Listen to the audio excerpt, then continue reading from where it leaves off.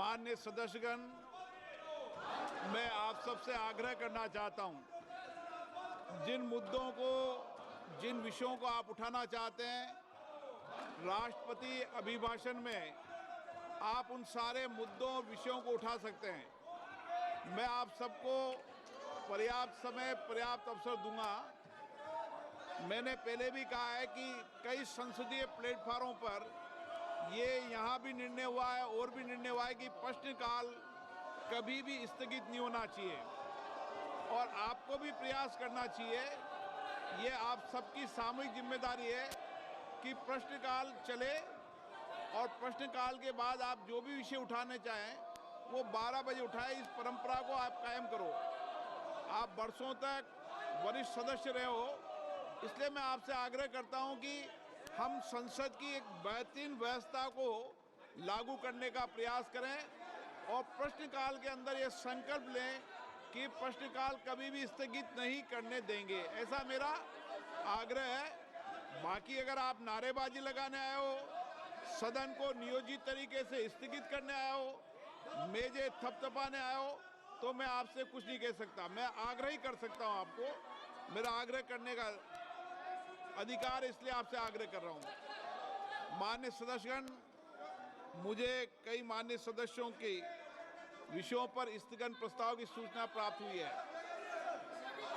मैंने स्थगन प्रस्ताव की किसी सूचना की अनुमति नहीं दी है, लेकिन माननीय सदस्य उन सारे विषयों को राष्ट्रपति अभिभाषण में उठा सकते हैं। उस समय पर्याप्त अवसर उनके पास रहेगा।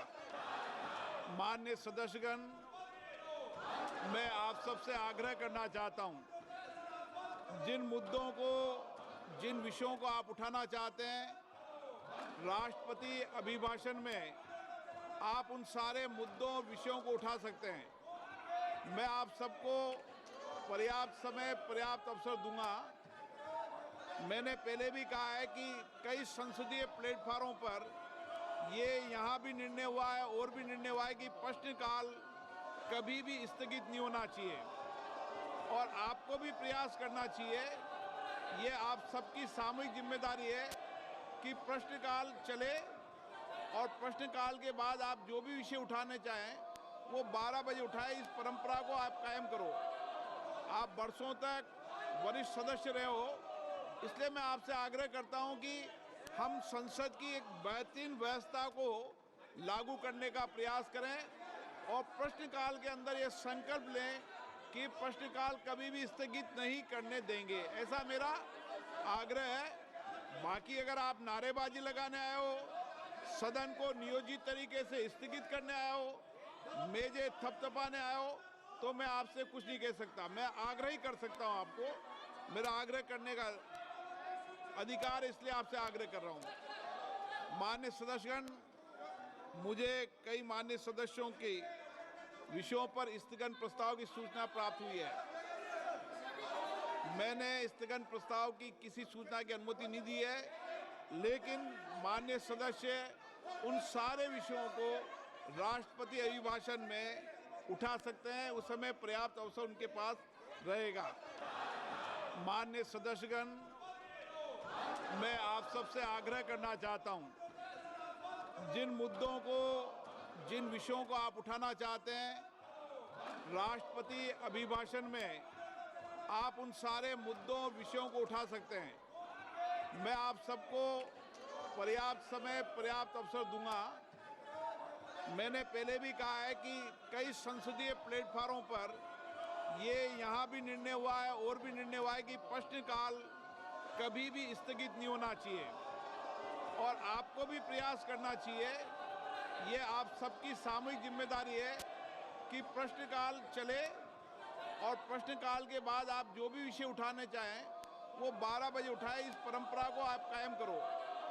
आप वर्षों तक वरिष्ठ सदस्य रहे हो, इसलिए मैं आपसे आग्रह करता हूं कि हम संसद की एक बेहतरीन व्यवस्था को लागू करने का प्रयास करें और प्रश्नकाल के अंदर ये संकल्प लें कि प्रश्नकाल कभी भी स्थगित नहीं करने देंगे। ऐसा मेरा आग्रह है। बाकी अगर आप नारेबाजी लगाने आए हो, सदन को नियोजित तरीके से स्थगित करने आए हो, मेजें थपथपाने आए हो, तो मैं आपसे कुछ नहीं कह सकता। मैं आग्रह ही कर सकता हूं आपको। मेरा आग्रह करने का अधिकार, इसलिए आपसे आग्रह कर रहा हूं। माननीय सदस्यगण, मुझे कई माननीय सदस्यों के विषयों पर स्थगन प्रस्ताव की सूचना प्राप्त हुई है। मैंने स्थगन प्रस्ताव की किसी सूचना की अनुमति नहीं दी है, लेकिन माननीय सदस्य उन सारे विषयों को राष्ट्रपति अभिभाषण में उठा सकते हैं। उस समय पर्याप्त अवसर उनके पास रहेगा। माननीय सदस्यगण, मैं आप सबसे आग्रह करना चाहता हूं, जिन मुद्दों को, जिन विषयों को आप उठाना चाहते हैं राष्ट्रपति अभिभाषण में, आप उन सारे मुद्दों विषयों को उठा सकते हैं। मैं आप सबको पर्याप्त समय, पर्याप्त अवसर दूंगा।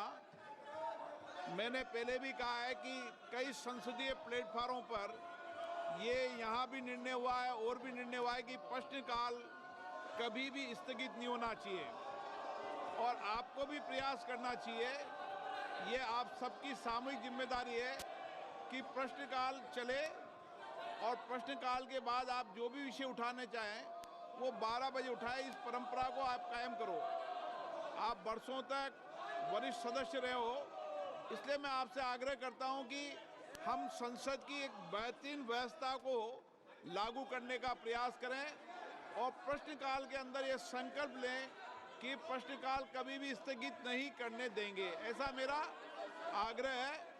बाकी अगर आप नारेबाजी लगाने आए हो, सदन को नियोजित तरीके से स्थगित करने आए हो, मेजे थपथपाने आए हो, तो मैं आपसे कुछ नहीं कह सकता। मैं आग्रह ही कर सकता हूं आपको। मेरा आग्रह करने का अधिकार, इसलिए आपसे आग्रह कर रहा हूं। माननीय सदस्यगण, मुझे कई माननीय सदस्यों के विषयों पर स्थगन प्रस्ताव की सूचना प्राप्त हुई है।